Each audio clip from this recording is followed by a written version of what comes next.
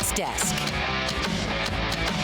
In an instant, it can end. Just 3 days ago, Tennessee was preparing for their season finale in the Music City Bowl, while Alabama and Georgia were ready to make runs at a national title. But just like that, for all three, it's over. We thought the Vols lost in heartbreaking fashion on Tuesday when they fell on a walk-off field goal to Illinois. But boy, last night in New Orleans, the heartbreak was taken to another level for the Georgia Bulldogs. After tying the game at 34 with under a minute to play, the electrifying Ole Miss quarterback Trinidad Chambliss did what he had done all night, make a huge play in a huge moment as the Rebels got into field goal range, and they broke the hearts of the Georgia Bulldogs in the waning seconds. After the game, all Kirby Smart could do was just admire the incredible battle between two great teams and tip his cap to the Ole Miss Rebels.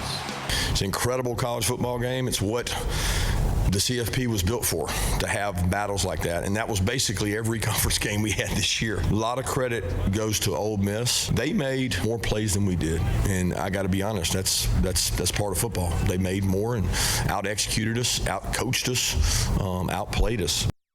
It's quite unusual to see the Dogs out-coached and outplayed, but really all credit goes to Ole Miss. Without Lane Kiffin, incredibly, they played a heck of a game in what was truly an awesome game. But not all losses are the same. Things went quite differently for the Crimson Tide in the Rose Bowl as the top-ranked Indiana Hoosiers asserted their dominance from start to finish, handing Alabama their worst loss since 1998, 38-3. Obviously, a lot of frustrations for Coach Kalen DeBoer after the game, but he knows that his team must use this as fuel for next year. We can be, frustrated about it, but and that's what our program's going to be, is upset when these type of situations happen, and we've got to use it to fuel us moving forward. I think also, obviously, but I'm going to be proud. I'm going to be proud of these guys and proud of who they are and what we accomplished this year.